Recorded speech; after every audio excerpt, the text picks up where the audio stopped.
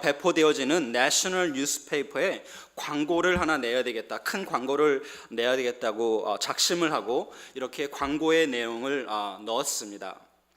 사랑하는 아들 파코야, 나는 너를 몹시 그리워하고 있다. 파코야, 이 광고를 보면 돌아오는 주일에 이 신문 회사의 그 정문에 나오기를 바란다. 파코야, 너무 보고 싶다. 너의 아버지. 다음 주일이 되었습니다. 신문 회사의 정문에는 800명의 파코가 나왔습니다.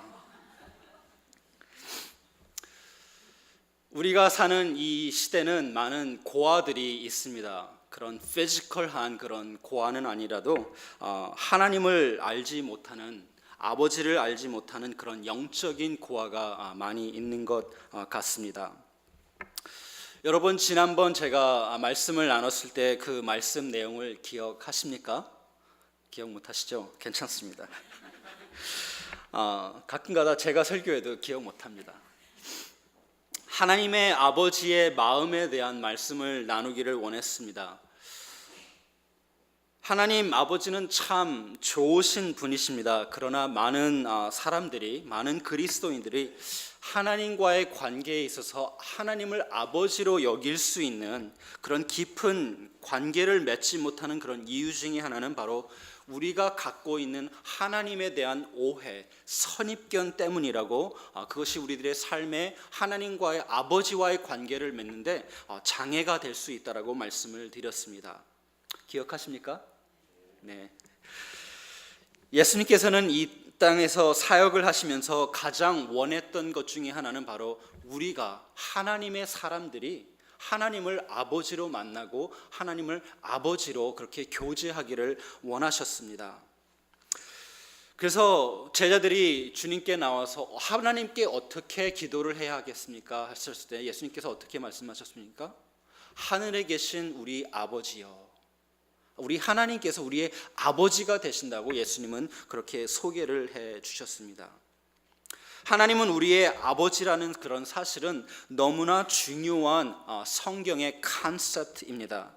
이것은 단순히 그냥 제가 만들어낸 그런 아이디어가 아니고요, 성경에서 가르쳐주고 있는 그런 중요한 컨셉트입니다.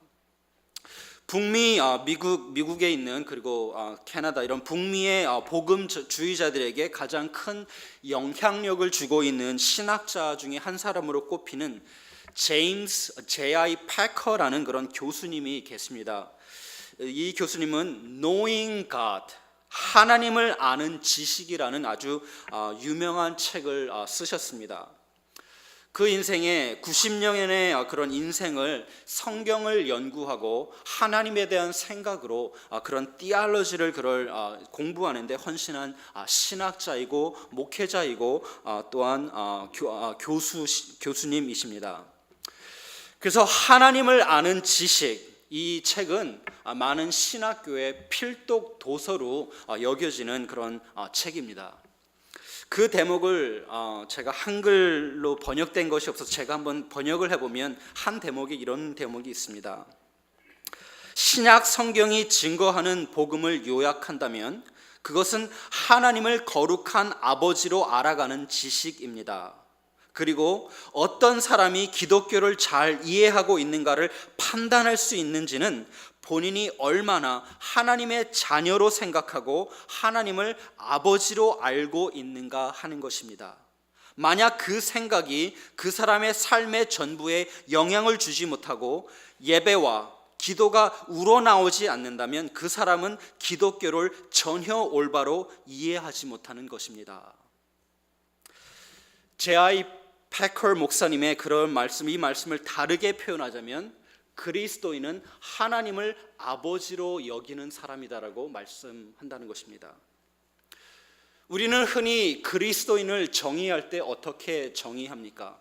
예수님을 쫓고 예수님을 따르는 사람들이라고 우리는 흔히 정의할 수 있습니다. 그러나 J.I. 패커 목사님은 우리 그리스도인을 정의할 때 이렇게 describe 한다는 것입니다.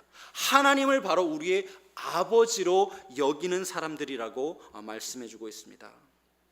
정말로 우리가 예수님의 궁극적인 목표를 이해한다면 그리스도인들은 예수님을 통하여 하나님의 자녀가 되어서 우리가 하나님의 아들과 딸로서 하나님을 아버지로 알아가는 사람들이라고 말할 수 있다는 것입니다. 예수님은 우리들에게 하나님을 아버지로 소개시켜 주셨습니다. 그래서 예수님은 요한복음에서 이렇게 말씀하셨습니다. 현대인의 성경을 보면 요한복음 1장 18절에 이렇게 말씀하십니다. 지금까지 하나님을 본 사람은 한 사람도 없었다. 그러나 아버지의 품 안에 계시는 외아들이 그분을 알리셨다. 독생자 예수님께서 하나님을 우리에게 알리기 위하여 이 세상에 오셨다라고 예수님은 말씀해 주고 있습니다. 또한 예수님은 하나님께서 우리들의 아버지가 되심을 알려주시면서 요한복음 14장 9절에서 이렇게 말씀하셨습니다. 나를 본 사람은 아버지를 보았다. 그런데 너희가 어찌하여 우리에게 아버지를 보여주십시오 하고 말하느냐. 예수님께서 제자들에게 그분의 아버지에 대해서 말씀을 많이 하시니까 제자들이 물어봤어요. 그러면 아버지를 보여주세요. 그랬더니 예수님이 말한 것이 나를 보면 너희가 아버지를 본 것이다. 그러면서 어떻게 우리에게 아버지를 보여달라고 그렇게 말을 하니라고 예수님은 말했습니다. 여러분 얼마나 신앙생활을 오래 하셨는지 잘 모르겠지만 저는 한 23년 정도 되었습니다. 그러나 거의 18년의 저의 인생에서 저는 하나님을 아버지로 알면서 신앙생활을 하지는 못했습니다. 왜 그랬습니까? 저는 하나님이 제 육신의 아버지 같은 분이시라면 저는 원치 않았습니다. 그리고 아버지와의 그런 관계를 맺는 그 자체가 저에게는 너무나 생소했습니다. 그러나 한 5년 전에 제 마음속에 하나님께서 아주 간단한 질문을 해주셨습니다. 그리고 이 질문이 제가 아버지에 대한 생각과 그런 태도를 바꾸기 시작했습니다. 그 질문은 하나님께서 나를 바라보실 때 그분은 나에게 어떤 감정을 갖고 계신가? How does God the Father feels about me when He sees me? 하나님께서 나를 바라볼 때 어떠한 감정을 갖고 계시다고 생각하니 저의 영혼에게 그런 질문을 하나님께서 하셨습니다. 물론 저는 목회 생활을 많이 했기 때문에 여러분도 다 알다시피 교리적으로 그리고 신학적인 대답을 할 수 있습니다. 그러나 이 아주 심플한 기본적인 질문이지만 저의 영혼에게 개인적으로 하나님께서 주신 이 질문에 대해서 몇 주 동안 저는 대답을 할 수가 없었습니다. 단순히 저의 지식으로 하나님은 나를 사랑하십니다. 그것이 하나님께서 원하시는 질문이 아니었기 때문입니다. 개인적으로 나에게 질문하신 것입니다. 저는 예수님을 알지 못했을 때는 먼 나라에서 잃어버린 둘째 아들의 모습, 허랑방탕하게 살았던 그의 모습이 예수님을 몰랐을 때는 그것이 저의 모습이었습니다. 그러나 예수님을 믿고 난 후에는 그리고 15년간의 저의 신앙생활에서는 뒷마당에서 잃어버린 첫째 아들의 모습이 바로 저의 모습이었습니다. 그 질문이 저의 마음에 던져진 이후 저는 하나님을 아버지로 알아가야 되는 그런 새로운 신앙의 여정을 시작했습니다. 그 여정을 시작하면서 하나님께서 저에게 개인적으로 계시하여 주신 그런 레벨레이션이 있다면 가장 큰 것이 바로 이것입니다. 하나님께서 나를 원하신다라는 것입니다. 우리를 원하시는 하나님, Father God desires you. Father God desires me. He is deeply pleased with me. He wants me. 분명 저는 하나님께서 나를 사랑하신다는 것을 많이 듣고 알고 설교도 했습니다. 그러나 저에게 마음을 깊이 움직였던 것은 바로 하나님께서 나를 원하셨다라는 사실입니다. 오늘 탕자의 그 비유의 그런 말씀을 다시 한번 보겠습니다. 그 둘째 아들이 먼 나라에 가서 허랑방탕하게 모든 것을 다 잃어버리고 그런 삶을 살고 난 후에 돼지가 먹는 그런 쥐염 열매를 먹으면서 자기의 모습을 바라보고 내 삶이 정말 이것이 정말 아버지가 원하시는 삶이 아니다. 내 삶이 왜 이런가? 그러고 그런 깨달음이 있고 난 후에 아버지께 돌아옵니다. 그러면서 이렇게 말합니다. 일어나서 아버지께 돌아가니라. 아직도 거리가 먼데 아버지가 그를 보고 측은히 여겨 달려가 목을 안고 입을 맞추니 아들이 이르되 아버지, 내가 하늘과 아버지께 죄를 지었사오며 지금부터는 아버지의 아들이라 일컬음을 감당하지 못하겠습니다 하니 아버지는 종들에게 이르되 제일 좋은 옷을 내어다가 입히고 손에 가락지를 끼우고 발에 신을 신기라. 그리고 살진 송아지를 끌어다가 잡으라. 우리가 먹고 즐기자. 이 내 아들은 죽었다가 다시 살아났으며 내가 잃어버렸다가 다시 얻었노라 하니 그들이 즐거워하더라. 여러분이 아시다시피 이 단어 탕진이라는 그런 단어, 영어로는 프라디갈의 의미는 허랑방탕하게 갖고 있는 모든 리소스를, 모든 재물을 아낌없이 무모하게 낭비하는 그런 태도를 프라디갈이라는 단어를 씁니다. 탕진한다는 단어를 씁니다. 여러분 잘 아시다시피 저에게 4명의 자녀들이 있습니다. 그래서 자녀들이 집안에서 집안일을 도울 때 용돈을 줍니다. 그냥 주는 게 아니라 빨래도 하고 설거지도 하면 거기에 대한 수수료료 커미션을 줍니다. 그래서 지금 그렇게 프랙티스한 지 한 1년 정도 된 것 같아요. 그러면 아들이 열심히 설거지도 하고 잘못하는 건가요? 어쨌든 저희 가정은 그렇습니다. 근데 한번 상상해 보십시오. 아이들에게 그렇게 돈을 주는데 상상을 한번 하겠습니다. 저에게 5번째 아이가 생겼어요. 한 2살 된 아이가 있다고 생각을 하십시다. 그냥 그 아이가 웃는 것 자체로 저에게 기쁨이 되기 때문에 그냥 웃을 때 제가 한 1000불을 줬다고 생각합시다. 그러면 저의 아이들 4명이 어떻게 반응을 할 것 같습니까? They'll flip out. 그냥 아이들이 화를 내면서 저에게 막 따질 거예요. Dad, that's a waste. He doesn't even know money. How can you give that kind of money? 아마 저에게 막 화를 내면서 저는 피처할 수 있어요. 가끔가다 그 4명의 아이들에게 가끔가다 그냥 기프트로 더 줄 때가 있어요. 그러면 막 업셋해요. 왜 쟤한테 더 주냐고 막. 그러는데 그 갓난 아기한테 막 그렇게 큰 돈을 줬다고 생각하십시다. 아이들이 막 분노가 날 거예요. 왜 그럴까요? 탕진하기 때문입니다. unfair하기 때문입니다. waste하기 때문입니다. 탕자의 비유는 단순히 탕진한 그 아들의 비유뿐만이 아닙니다. 바로 허랑방탕하게 은혜와 사랑을 탕진하는 아버지의 모습이기도 한 것입니다. 예수님께서 이 탕진하는 그 아들의 비유를 말씀하면서 아버지의 탕진하는 마음을 또한 이 말씀을 통해서, 이 비유를 통해서 말씀하셨습니다. 이 이야기를 듣는 사람들은 너무나 많이 화가 날 정도로 너무 아낌없이 후하게 꺼리낌 없이 모든 것을 탕진하는 그런 아버지의 사랑을 도저히 이해할 수 없었습니다. 그래서 사람들은 막 분노했습니다. 그래서 이 비유는 탕자의 비유이기도 하지만 탕진하는 아버지의 비유라고도 사람들은 말합니다. Prodigal son, at the same time prodigal father. 제가 어렸을 때 이렇게 가난하게 살다 보니까 음식을 좀 낭비하면 저희 어머님께서 막 너무 소리 지르면서 그랬어요. 낭비하지 말라고. 여러분 좀 그러신가요? 옛날 우리 분들은 많이 그러시죠.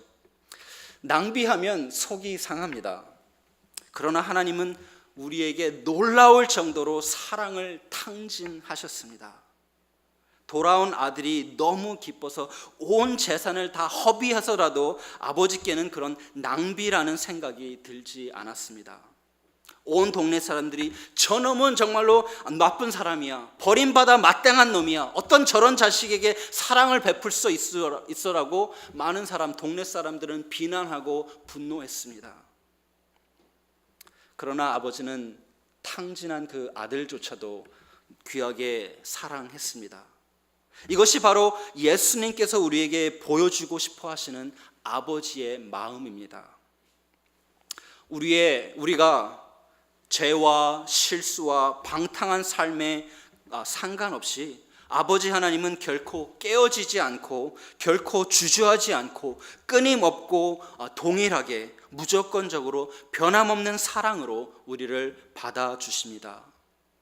우리가 수치와 죄악으로 가득해 있을 때 하나님 아버지는 우리를 올바로 고치시고 벌을 주기 위해서 무거운 질책의 회초리를 들기보다는 두 팔을 뻗고 용서와 사랑으로 우리를 안겨주십니다. 이것이 바로 하나님 아버지의 마음입니다. Father God desires you. 이 세 마디가 여러분의 영혼을 터치하기를 소망합니다. God desires you. 하나님은 여러분을 원하시고 기뻐하시고 선택하셨습니다. 예배소서 1장 4절과 5절에 보시면 아주 놀라운 말씀이 있습니다. 말씀은 이렇게 있습니다.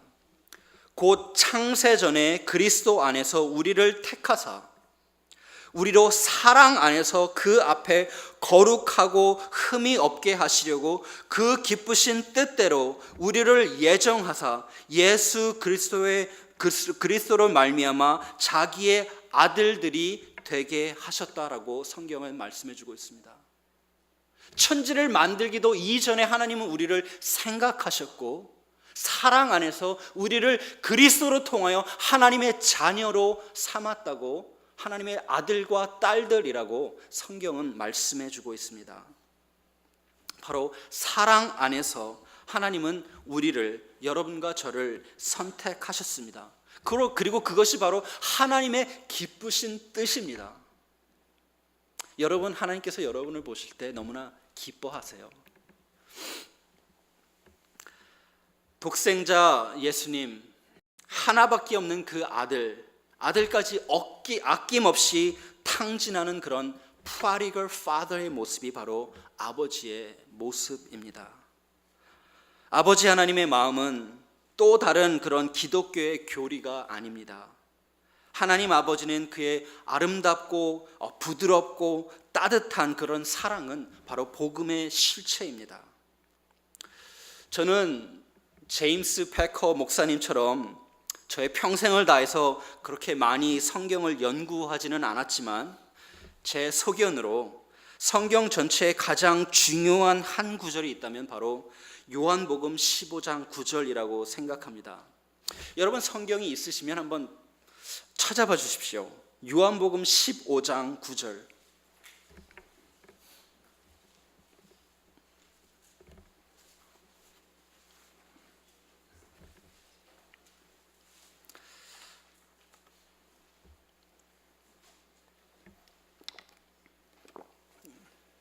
형광펜이 있으면 이 말씀을 이렇게 하이라이트 하셨어도 좋을 것 같아요. 요한복음 15장 9절에 보시면 예수께서 말씀하십니다. 아버지께서 나를 사랑하신 것 같이 나도 너희를 사랑하였으니 나의 사랑 안에 거하라.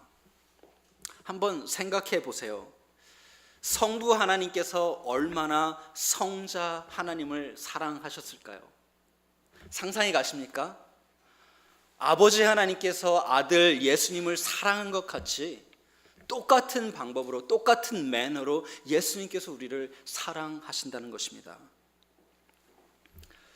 얼마나 사랑하셨을까요? 상상이 되십니까?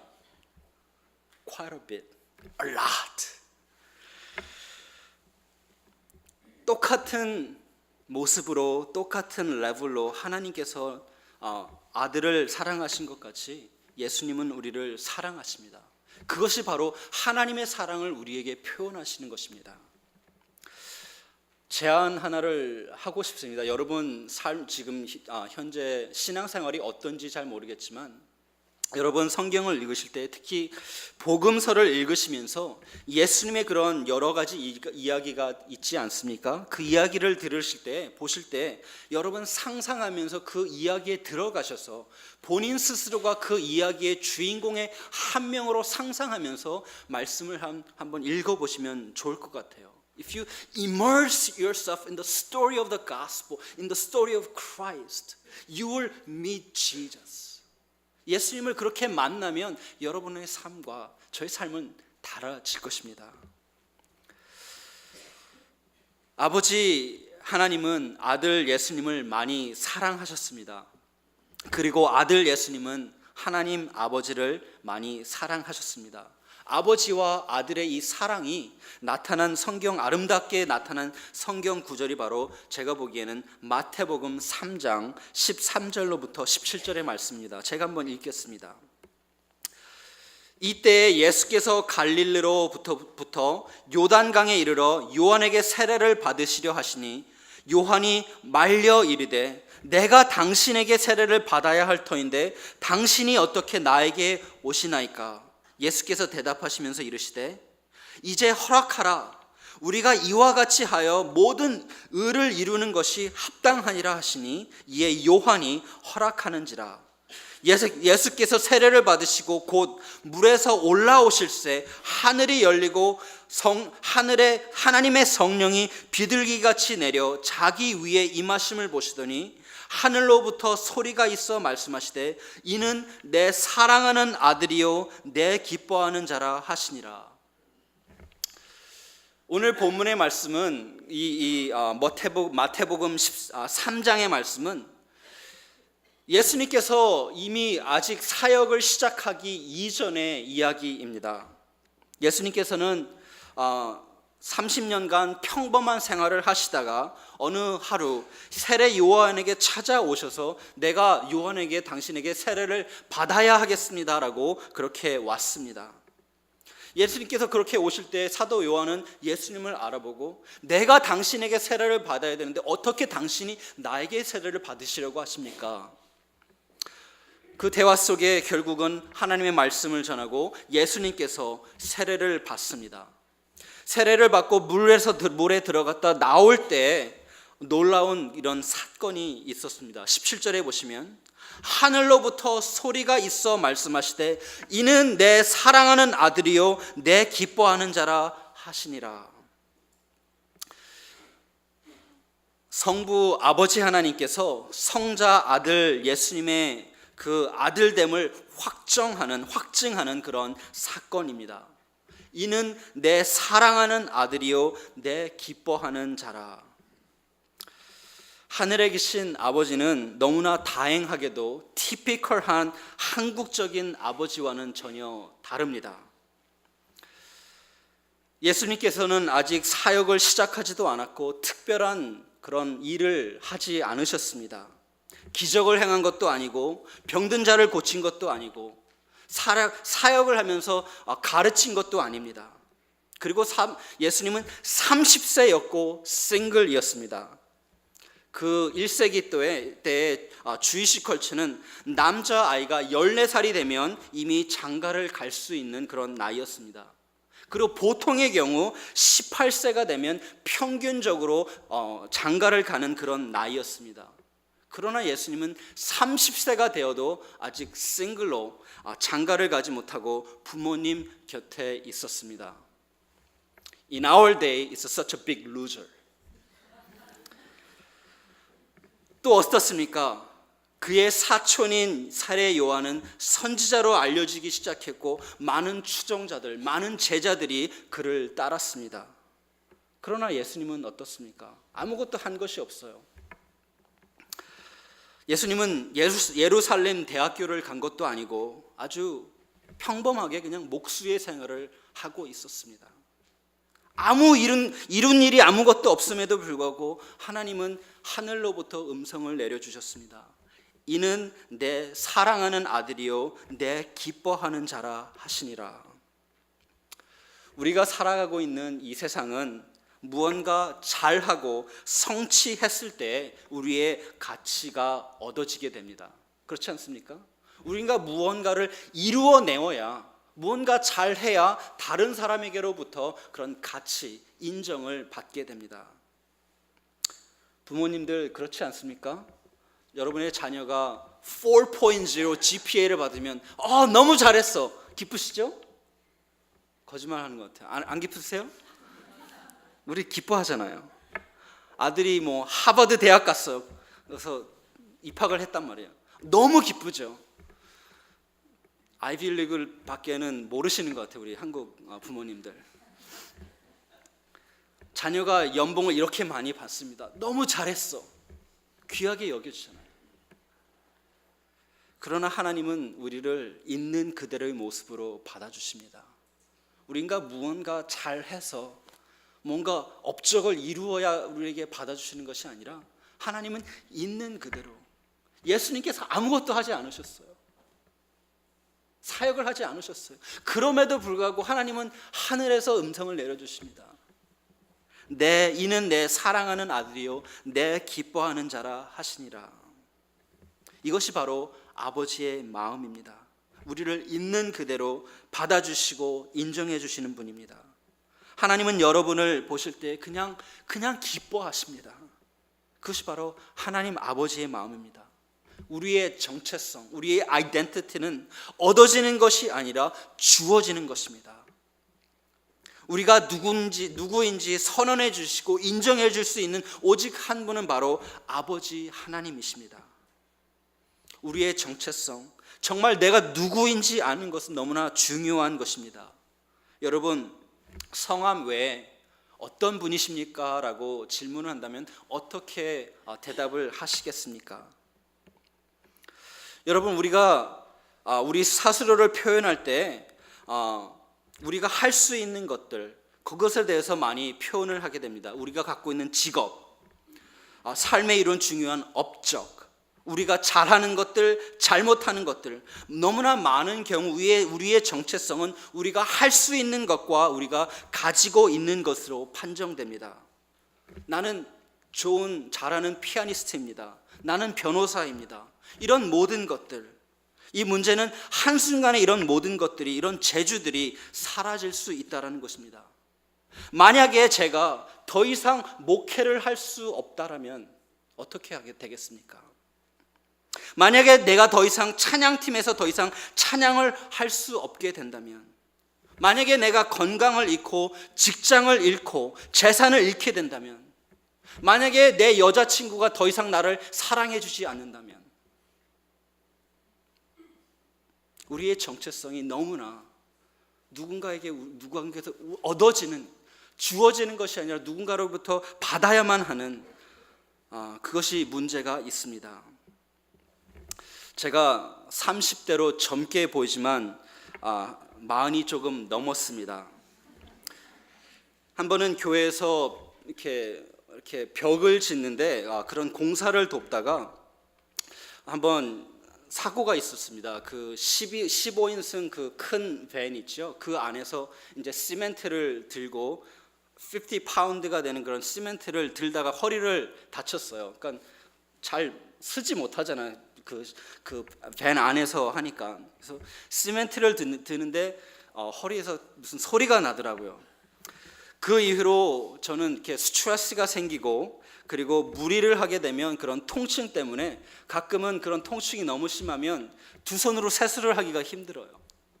가끔 그럴 때가 있습니다. 어른들께 참 죄송한 말씀이지만 40이 넘으니까 몸이 예전 같지가 않습니다. 그러다 보니까 저 운동을 너무 좋아하거든요. 이렇게 볼링 치면 한 200 정도 치고 그랬어요. 어쨌든 그랬습니다. 그런데 좋아하는 운동도 하지 못하고, 그러니까 한 2년 전에 저에게 그런 우울증이 있었습니다. 비록 해봐야 걷는 것이 저의 운동의 전부였어요. 너무나 운동을 좋아하는데 그렇게 못하니까 우울증이 생기더라고요. 여러분의 가장 중요한 정체성은 바로 하나님께서 기뻐하시는 아들이고 딸입니다. 우리가 갖고 있는 건강, 우리가 할 수 있는 그런 능력, 그런 재주가 아니라 하나님께서 주시는, 내가 하나님의 아들이라는 사실, 여러분이 하나님의 아들과 딸이라는 사실, 내가 사랑하는 아들이요 딸이요 내 기뻐하는 자라. 오늘 이 말씀을 준비하고 있는데 하나님께서 저에게 요한복음 4장에 나오는 우물가의 한 여인의 이야기를 상기시켜 주셨습니다. 우물가의 여인 다들 잘 알고 계시죠?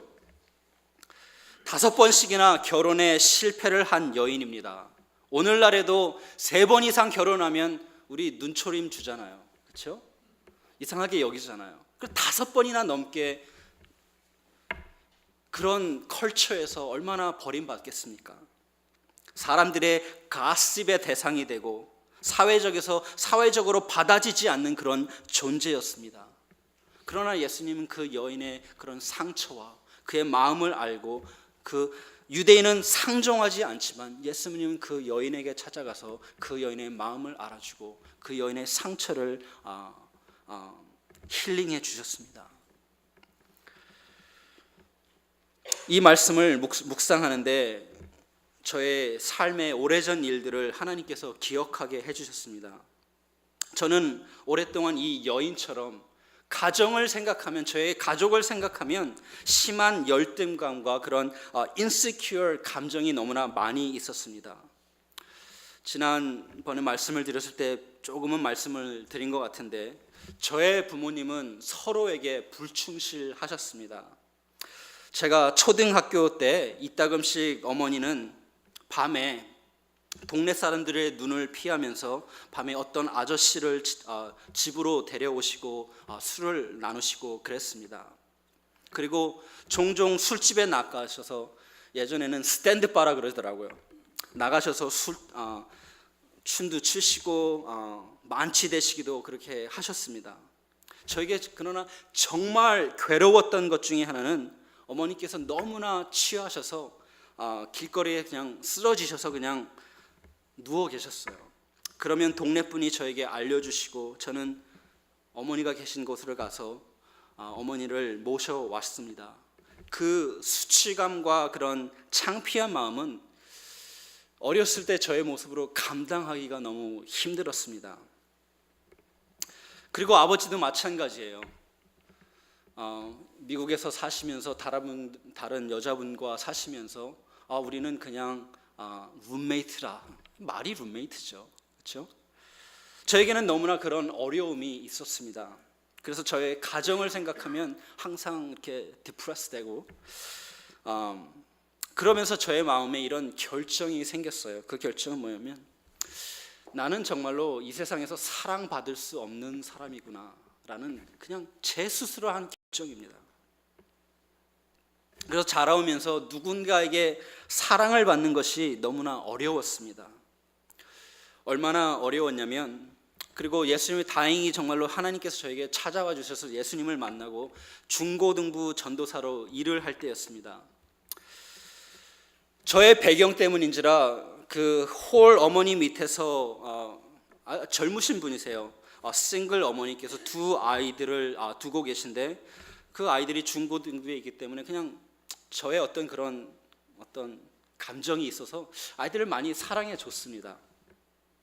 근데 이분이 너무나 고마웠는지 저에게 선물을 해주셨어요. 정말로 나이스한 버튼 다운 셔츠, 그 다음에 향수였던 거로 제가 기억하고 있습니다.